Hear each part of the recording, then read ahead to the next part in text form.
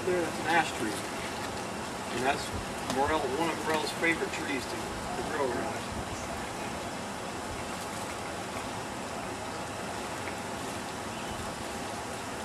You see the little red flower bush thing next to it? That's a little high buckeye blooming out. That's another thing that looks good. And all high buckeye blooming out.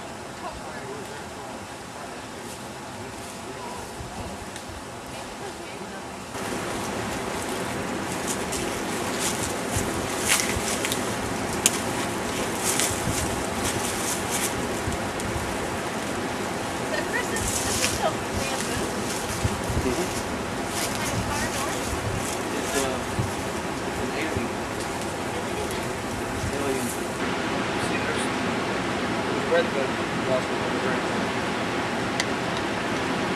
It's muddy up here. That little red blossom on the ground? Yeah. Those are red bud blossoms. Have you ever seen that those trees grow as far south as Orlando? What kind of trees? Red bud. Oh yeah. They will? I know we have power.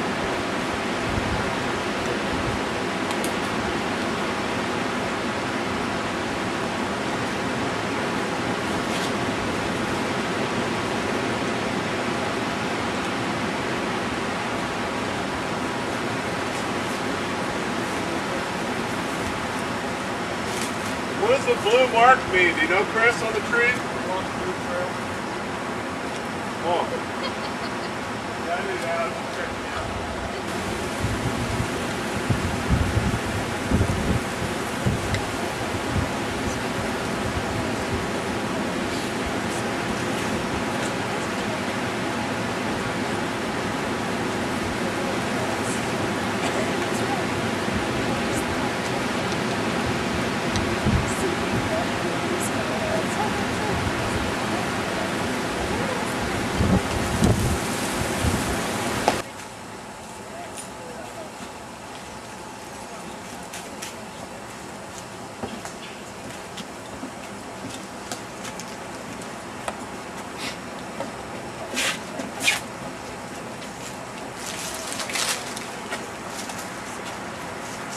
Mud here, so be careful. I wouldn't step on the orange mud, Kathy. I think it might be slippery. Might be slippery. That big poplar tree up there, go on the bank and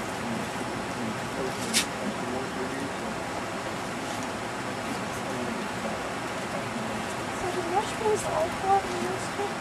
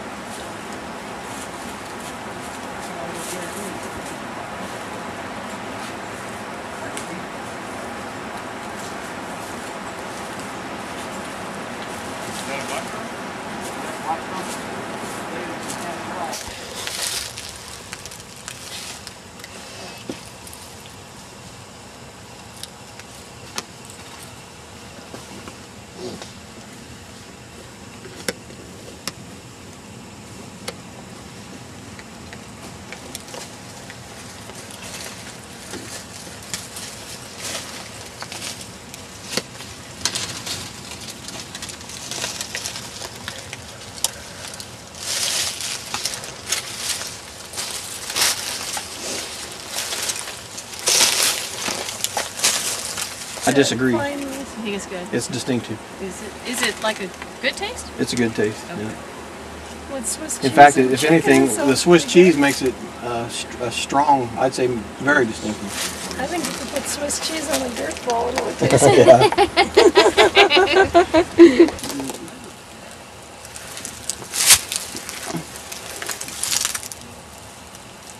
This is pig's ear, but like I said, in Asia they use it in soup.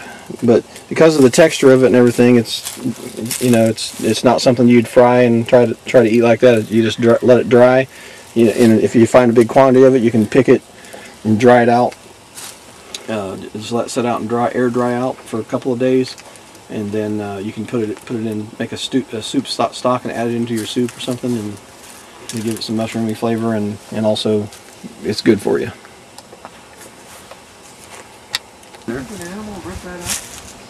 And then this one? That's coming. Same thing. This is again a German? Yep. And this is? Mm-hmm. Really?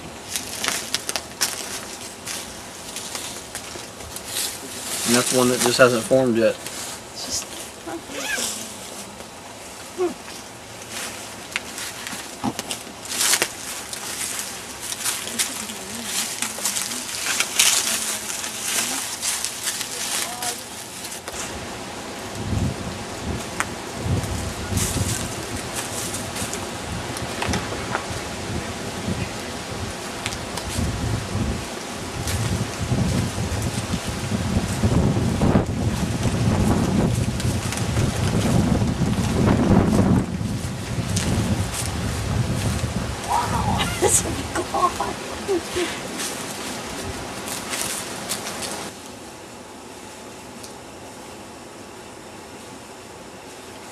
Pretty color to it.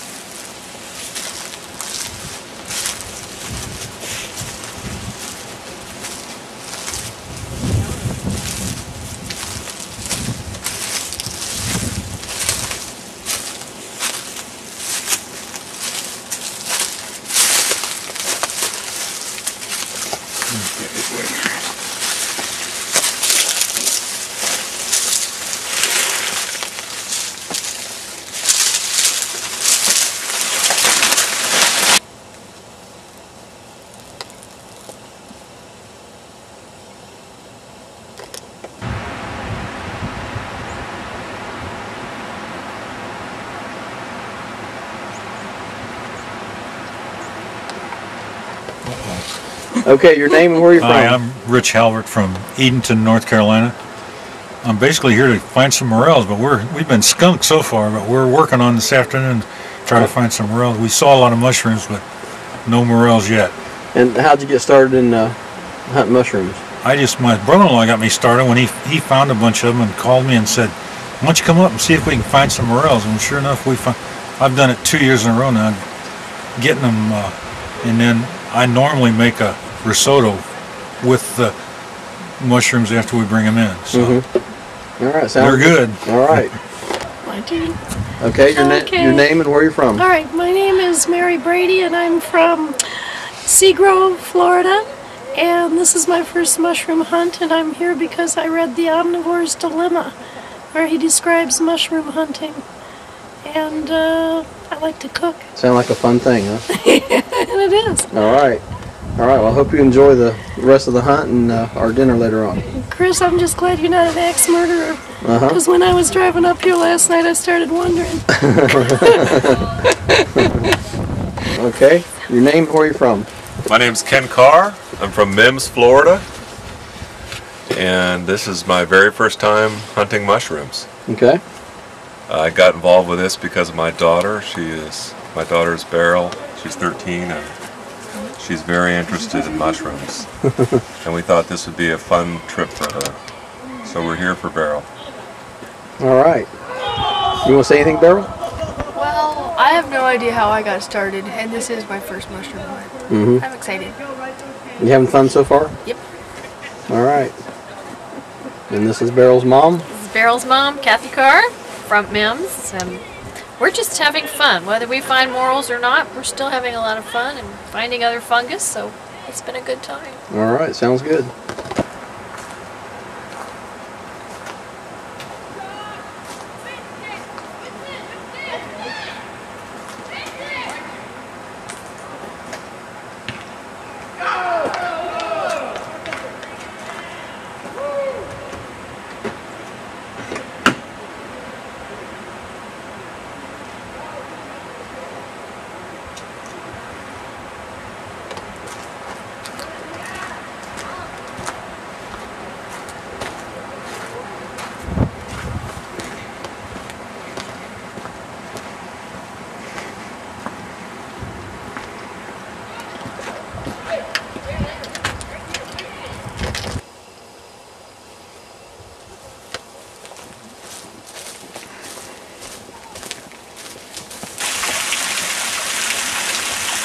Oh, wow. A rare Florida waterfall. Here it is.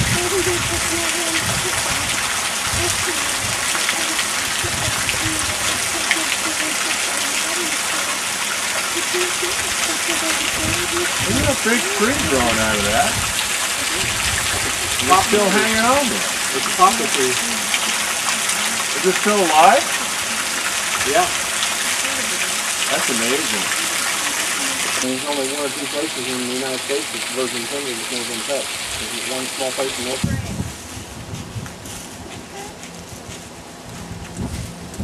You don't get those like that down in South Korea. No. Just gotta go, Kathy. Zip up the top of the camera bag in case you... If you start falling...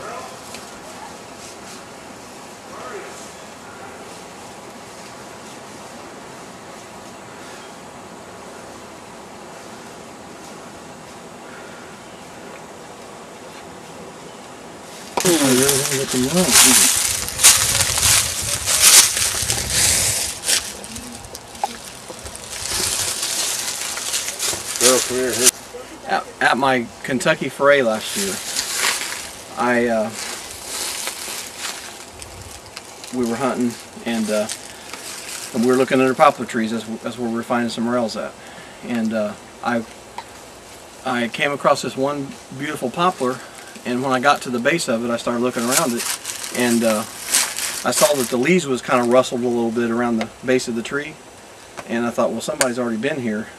Then I noticed underneath some leaves just a little white spot, and when I kicked the leaves, it was toilet paper. And so one of the people on my forays, they never did fess up to it, but they did number 2 there on that tree, and little did they know that 2 feet away was 3 morels that they missed. So I had to rub that in when we got back, but that was pretty funny last year.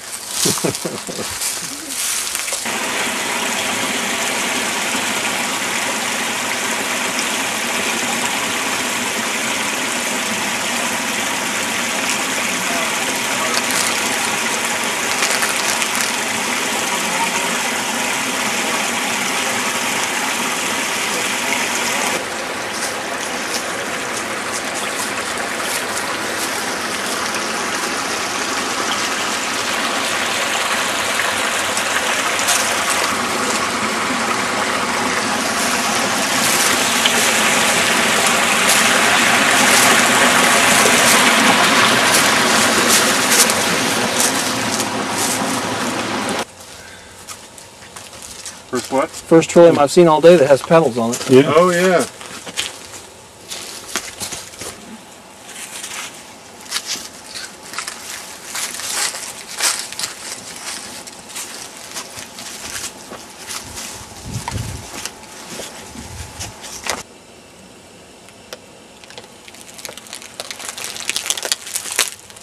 Country's sandy. Michigan's almost all sand. Yeah.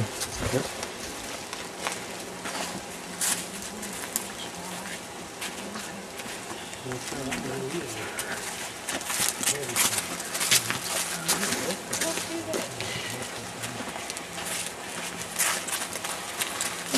what chiropractor.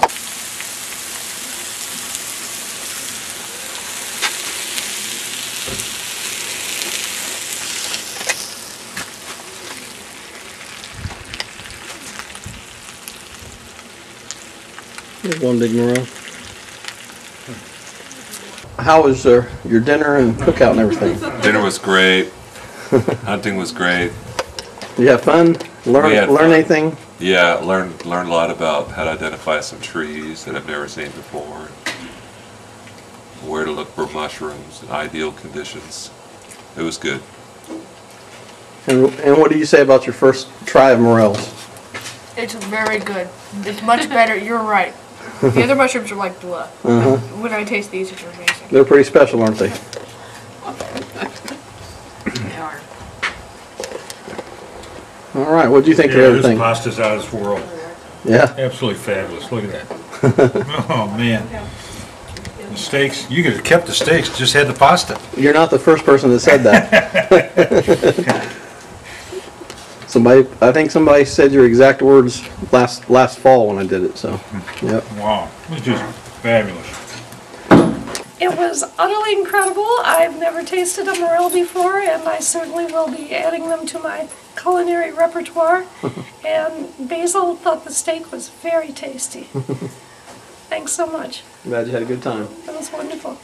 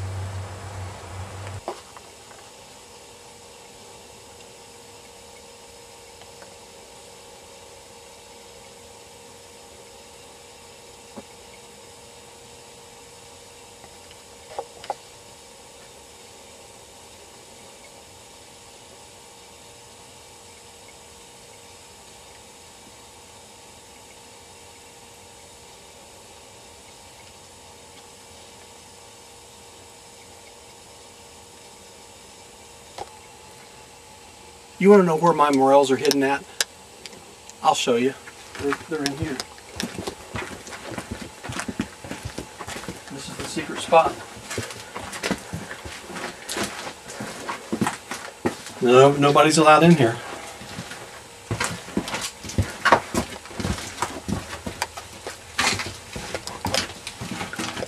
You ready? Okay. All right, let's go.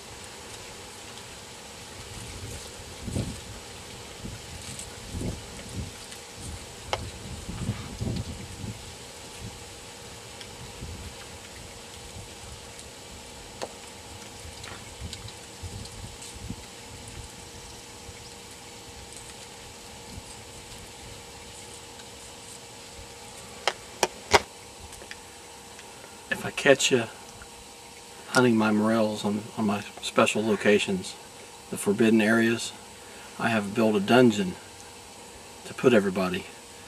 I don't think there's any survivors right now. They usually last about 2 weeks because there is water down there, but without food or anything, and I don't give them any food because I figure they're trespassing on my land anyway.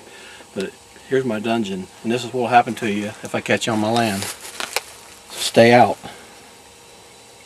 It's a 20-foot down deep thing, and it's just dripping with moisture, and it's a big pit, and that's where you go.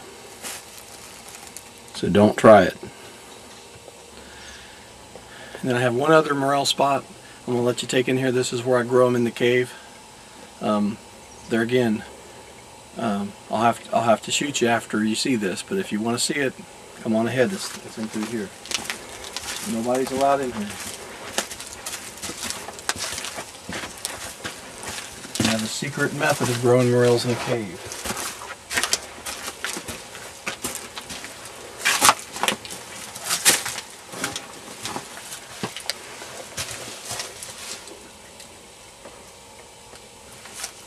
Okay, shut it off.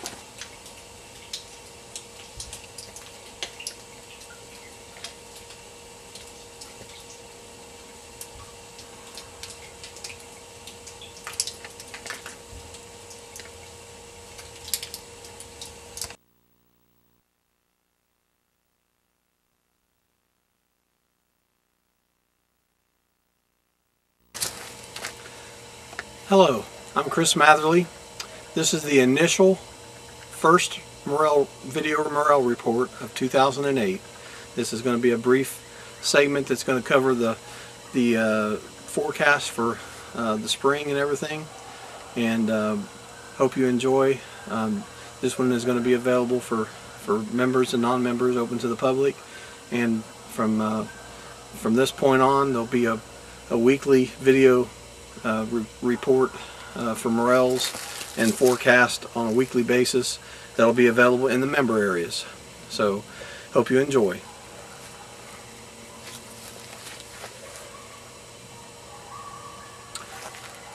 Hi, I'm Chris Matherly. This is the Morel Report, the first one of the 2008 season. This is my forecast. I'm going to say that we've had a bit of a colder and more precipitation type of winter. Lots of snow, lots of winter precipitation, and I'm looking for really a bumper crop over most of the region. No area that I'm aware of had a dry winter. Almost the whole country was wet. I'm looking for excellent morel fruitings all over the country. I expect the first morels to be found probably in Georgia, probably in the next day or so, and South Carolina in about another week, and then beyond that, northern Mississippi, say another week to 10 days. Alabama could be in the next week or so. Texas, areas of Texas, inland from Houston and that area, in the little north of Houston into the wooded regions in there, probably over the next week or so in that area. And then probably I would say by the 20th of March we expect to see some in some of the lower elevations in Oregon, in those areas. So that's my forecast for the year, and I think it's going to be a bumper crop again, and the morels should start almost immediately.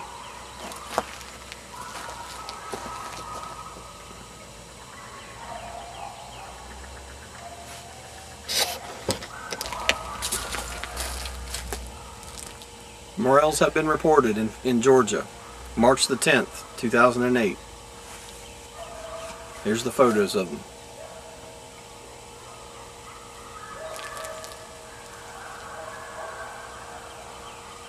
Things will spread northward from here. I expect South Carolina coming up in the next week or so. Alabama could be in the next week. Northern Mississippi, you need to start looking pretty soon. The dogwoods are not yet. It's kind of a strange spring. The winters continue to hold on for a long time, and we still get quite a few cold fronts, and it was even 29 last night. The ones found in Georgia, some of them were damaged on the top where it had froze a few times. But the biggest one was 6 inches, and so it already had been up a while, obviously. I haven't been out to look much yet because of I really didn't think it was time with the dogwoods and things not blooming yet, but it's time to get out there and start checking it out. I will be doing a weekly broadcast of morel forecast and reports. It's going to be an actual video report of what has been reported coming in, and also my forecast for the upcoming week and where they're going to start at. This will be available in the member areas, and it's like the Weather Channel for morel, so I hope you enjoy.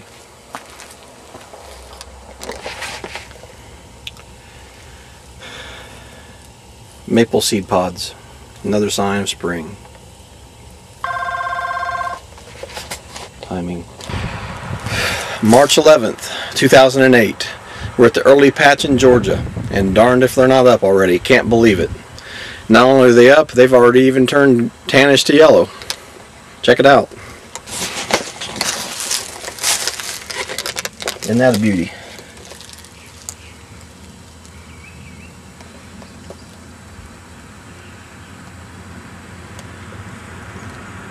It's probably about 6 inches tall already. That thing's been up for at least a week. And the trilliums aren't even budding out yet.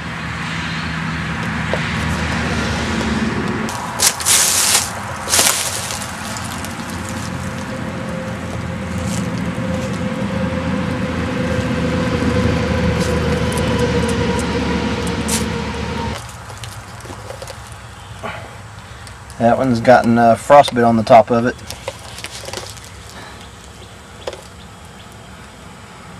Common frostbite. That one too.